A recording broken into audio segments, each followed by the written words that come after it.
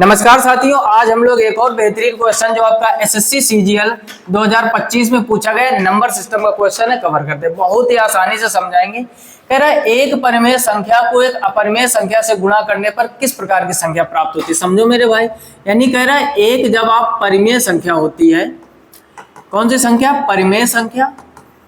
परिमेय संख्या तो जानते हो आप, जो P/Q के रूप में हो, जैसे 2, 1/2, 1/3, ये सब कैसी संख्या है? परिमेय। और कह रहा है मेरे भाई एक अपरिमेय संख्या यानी इरेशनल नंबर। इरेशनल क्या होता है? जैसे √2 हो गया, √3 हो गया, √5 हो गया और पाई हो गया, ये सब इरेशनल नंबर है। आपसे क्वेश्चन कहा गया है कि जब परिमेय को अपरिमेय से मल्टीप्लाई कराते हैं तो क्या आता है? परिमेय ही आएगा या अपरिमेय आएगा या दोनों की संभावना है या इनमें से कोई नहीं। तो समझना ध्यान से। अब ज्यादातर विद्यार्थी क्या करते हैं मेरे भाई, आप लोगों के भी मन में आ रहा होगा कि परिमेय संख्या जैसे एक 3 ले लो और अपरिमेय संख्या जैसे √2 ले लो, और 3 का जब √2 में मल्टीप्लाई कराओगे तो 3 √2 आ जाएगा। और ये कैसी संख्या है मेरे भाई? ये है अपरिमेय संख्या। और आप तुरंत हमेशा अपरिमेय टिक कर दोगे, जो कि मेरे भाई गलत है। बहुत ज्यादा क्वेश्चन एग्जाम में पूछा जाता है और बहुत ही ज्यादा स्टूडेंट इसको गलत करते हैं। फिर से सुन लो, आप में से बहुत से लोगों के अंदर ये विचार आ रहा होगा कि एक परिमेय संख्या ले लो, कुछ भी काउंटिंग, एक अपरिमेय ले लो, दोनों मल्टीप्लाई कराएंगे और ये अपरिमेय।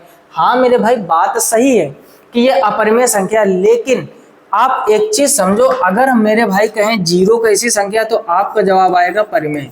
ध्यान से समझना, बहुत ही बेहतर कॉन्सेप्ट सिखा रहे हैं। एग्जाम में केवल मैथ आना इंपॉर्टेंट नहीं है। कई बार ऐसा होता है आप एग्जाम देकर आते हो, घर में जोड़ लेते हो कि इतने नंबर पक्के हैं, लेकिन एक चीज समझो मेरे भाई, और आज जब रिजल्ट आता है तो कुछ और ही होता है।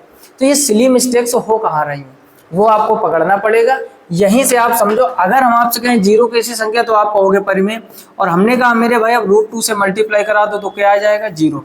क्या आ जाएगा? 0। अब जब 0 का √2 से मल्टीप्लाई कराया तो आया क्या है? 0। और 0 कैसी संख्या है? परिमेय। अब यहाँ पर आपने देखा था अपरिमेय आया था, यानी जब हमने परिमेय और अपरिमेय का मल्टीप्लाई कराया तो अपरिमेय आया। यहाँ हमने परिमेय अपरिमेय का मल्टीप्लाई कराया तो परिमेय आया। तो कभी परिमेय आ जाता है, कभी अपरिमेय आ जाता है। तो बी न करके हम लोग ऑप्शन डी पर जाएंगे, कभी परिमेय और कभी अपरिमेय। बात क्लियर हो रही कि नहीं? ये छोटी छोटी मिस्टेक्स बहुत से लोग करते हैं। हो सकता है आपने भी ये गलती की हो। वीडियो को रोककर स्क्रीनशॉट कर लीजिए, बेहतर कॉन्सेप्ट लिख लीजिए कि जब परिमेय और अपरिमेय का मल्टीप्लाई कराते हैं तो परिमेय भी आ सकता है और अपरिमेय भी आ सकता है। क्लियर? नोट कर लीजिए। अगला देखते हैं मेरे भाई, क्वेश्चन नंबर 4 पढ़ो। ये भी आपका सीजीएल 2025 में है, क्योंकि आप सभी लोगों को पता है सीजीएल की भर्ती आ चुकी। 80 से 90 दिन बाद आपका पेपर है और मोस्ट इंपॉर्टेंट क्वेश्चन हर एक चैप्टर के इसी तरीके हम एक दो करके 5 मिनट्स में निपटाते रहेंगे। बस आप लोग बेहतर तरीके से इनको सीखते रहिए। पढ़ो क्या लिखा है, निम्नलिखित में से कौन सी संख्या एक परिमेय संख्या और एक शांत दशमलव के रूप में? समझो मेरे भाई, कह रहा है जो संख्या है वो परिमेय भी होनी चाहिए, और दूसरा क्या बोला है? शांत दशमलव। अच्छा, बहुत से लोगों के अंदर ये विचार आया होगा ये शांत दशमलव कौन सी है? देखो मेरे भाई, परिमेय संख्या, अपरिमेय संख्या है, सम संख्या है, विषम संख्या, जितने भी प्रकार हैं, हमने जो प्लेलिस्ट बनाई है नंबर सिस्टम की 20 से 21 लेक्चर पड़े हुए हैं, वो पूरी देख लो। यकीन मानो एक सिंगल क्वेश्चन ऐसा नहीं होगा जो आपसे एग्जाम में छूटे। कोई भी, चाहे वो यूनिट डिजिट का हो, डिविजिबिलिटी रूल्स का हो, नंबर ऑफ जीरो का हो, रिमाइंडर थ्योरम का हो, कोई भी XYZ हो, छूटेगा नहीं। अब समझते मेरे भाई शांत दशमलव क्या होती है। देखो, एक तो तरीका ये होता है जो पूर्ण रूप से कट जाए, जो पूर्ण रूप से मेरे भाई डिवाइड हो जाती हैं उनको हम लोग कहते हैं शांत दशमलव संख्याएं।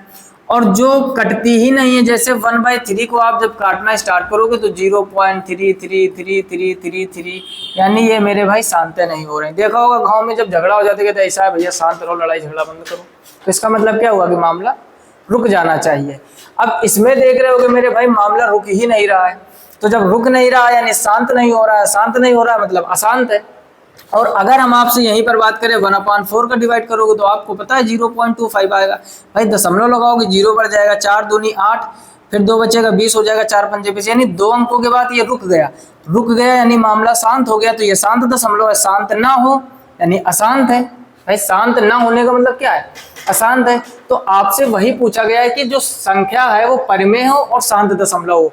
एक तो तरीका ये होता है कि आप डिवाइड करके चेक करो, और दूसरा मेरे भाई बेस्ट ब्रह्मास्त्र का तरीका सीखने वाले हैं, ऊपर कुछ भी हो उससे मतलब नहीं है, नीचे जो है वो 2 की पावर m इंटू 5 की पावर n बनना चाहिए। यानी यदि किसी संख्या के हर में, ध्यान से समझना, ये वो बेहतरीन कॉन्सेप्ट है कि बिना हल करे बिना डिवाइड करे आप बता दोगे कि कौन सा शांत कौन सा शांत है। यदि किसी संख्या के हर में या तो 2 की पावर में कुछ ना कुछ बन जाए, या तो मेरे भाई 5 की पावर में कुछ ना कुछ बन जाए, और या फिर 2 और इंटू 5 की पावर में बन जाए, ये 3 कंडीशन है तो वो शांत होगा, अदरवाइज नहीं होगा। बात खत्म। क्लियर हुआ कि नहीं? अब समझते हैं कैसे। हमने कहा जैसे 1/3, अच्छा हमने क्या कहा, हर में या तो 2 होना चाहिए और या तो 5 का मल्टीपल होना चाहिए, और या फिर 2 और 5 इन दोनों का मल्टीपल होना चाहिए, वही शांत होता है। आपने पहला ऑप्शन देखा नीचे 3 दिया गया है, इसका ये नहीं हो सकता है। आपने देखा यहाँ नीचे 4/5, ये क्या लिखा हुआ है 4/5, यानी यहाँ पर 5 की पावर 1 बन रही है, तो इसके चांस हैं अभी। √3 यानी √3, ये क्या लिखा हुआ है √3, तो ये भी नहीं होगा। पाई आपका इरेशनल होता है, तो एक ही ऑप्शन तो बचा। और साथ में कह रहा था परिमेय भी होना चाहिए, तो 4/5 आपका परिमेय भी होता है और शांत भी होता है। तो अगर आपको इस तरीके से करना है तो आप डिवाइड कीजिए। अब विश्वास नहीं हो रहा होगा तो ऐसे आप चेक कर लीजिए। यहाँ मेरे भाई 0.0 करोगे, 5 8 40 पूरा पूरा कट गया कि नहीं? पूरा पूरा कट जाए तो शांत दशमलव संख्या। या फिर आप हर में नजर डालो, या तो 2 के फैक्टर में होना चाहिए, या तो 5 के फैक्टर में होना चाहिए, या तो 2 और 5 दोनों के फैक्टर में होना चाहिए। इस तरीके से है तो वो शांत होगा, अदरवाइज नहीं होगा। क्लियर? तो 5 मिनट शो में इस तरीके से एक बेहतर कॉन्सेप्ट आपको सिखाते, चीजें बेहतर लग रही हो तो मेरे भाई लाइक जरूर कीजिएगा, दोस्तों में शेयर कीजिएगा, और चैनल पर आप पहली बार आए हो तो सब्सक्राइब कर लो। इस चैनल पर फ्री में हर एक एग्जाम के लिए मैथ पढ़ाई जाती है। ज़्यादातर क्वेश्चन सीजीएल के हम लेकर आते हैं ताकि आने वाला एग्जाम आपका बेहतर हो सके। और सीजीएल के लेवल की आप तैयारी करोगे तो CHSL MTS CPO जो सिलेक्शन पोस्ट, ये जो भी एग्जाम है, मैथमेटिक्स बहुत ही बेहतरीन एग्जाम में करके आओगे आप। क्लियर? फिलहाल में मेरे भाई इस वीडियो में इतना ही, नेक्स्ट वीडियो में, तब तक अपना ख्याल रखिएगा, अच्छे से पढ़ाई कीजिएगा, एकदम जान झोंक दो। इस बार सिलेक्शन लेना ही लेना है 2026 में। जब तक आप खुद से वादा नहीं करोगे, जब तक आप खुद से प्रतिज्ञा नहीं करोगे, जब तक आप खुद के लिए दृढ़ संकल्प नहीं करोगे, तब तक आप जीवन में असफलताओं का सामना करते रहोगे। कसम खा लो मेरे भाई कि दुनिया सारी एक तरफ, अपना सिलेक्शन एक तरफ, तो उसी दिन आप जंग जीत जाओगे, यकीन मानिए। और जब तक आप इस बाहरी दुनिया में इन्वॉल्व रहेंगे, कहीं इंस्टाग्राम चला रहे हैं, कहीं फेसबुक चला रहे हैं, घंटों चैटिंग कर रहे हैं, घंटों दोस्तों से बात कर रहे हैं, ये सब हरकतें नहीं त्यागोगे मेरे भाई, सिलेक्शन हाथ नहीं लगने वाला है। कंपटीशन जो है वो टॉप लेवल पर हो चुका है। आप सभी लोगों को पता है, हर एक विद्यार्थी 10 से 12 घंटे लाइब्रेरी में बैठ के पढ़ रहा है। इन सभी लोगों को पीछे करना है आपको, और आपको इन सभी से आगे निकलना है, तभी आप सिलेक्शन ले पाओगे। अदरवाइज खुश बने रहोगे, हम पढ़ रहे हैं, तैयारी कर रहे हैं, पढ़ रहे हैं, तैयारी कर रहे हैं, और ऐसे ही जीवन भर करते रहोगे, हाथ कुछ भी लगने वाला नहीं। देखा होगा कई बार ऐसा होता है, 1 से 1.5 साल के अंदर कोई सिलेक्शन लेके चला जाता है। कई विद्यार्थी ऐसे होते हैं जो 4-4, 5-5 साल तक तैयारी करते रहे और एक सिंगल मेरे भाई छोटा से छोटा एग्जाम क्वालिफाई नहीं होता। तो आप यही समझो ना कि जिन लोगों ने सिलेक्शन लिया है वो क्या किसी दूसरे ग्रह से आए हुए हैं? क्या उनके लिए 24 घंटे से ज़्यादा बने हैं? नहीं बने हैं। उन्होंने सही दिशा में मेहनत की, सही दिशा में फोकस किया उन्होंने। भाई आप कोई भी एग्जाम की तैयारी कर रहे हो तो इम्पोर्टेंट ये नहीं कि आप 4 सब्जेक्ट पढ़ रहे हो, जीके, रीजनिंग, इंग्लिश और मैथमेटिक्स। इंपॉर्टेंट ये है कि क्या एग्जाम में पूछा जाता है, उसका एनालिसिस करो, मॉक टेस्ट दो, ये देखा करो मेरे भाई कौन सा हमारा वीक पॉइंट है। आपने मॉक टेस्ट दिया, आपका सिंपल इंटरेस्ट, कंपाउंड इंटरेस्ट के क्वेश्चन गलत हो रहे हैं, तो आप समझ जाओ मेरे भाई कि मैथमेटिक्स में हमारा ये पार्ट कमजोर है। उसको एनालिसिस करो, उस चैप्टर को ढंग से पढ़ो, 250, 300, 500 क्वेश्चन को प्रैक्टिस कर लो, फिर मॉक टेस्ट लगाओ, देखोगे आप उस क्वेश्चन को कर लोगे, नंबर बढ़ जाएंगे। यानी कोई भी एग्जाम हो, पहले आप मेरे भाई मॉक टेस्ट दो। मॉक टेस्ट में जो चीजें बार बार गलत हो रही हैं उनको एक अलग पेज पर नोट कीजिएगा। उसके बाद उसी वीक पॉइंट पे आप फोकस करिए, प्रैक्टिस करिए, फिर से मॉक दीजिए।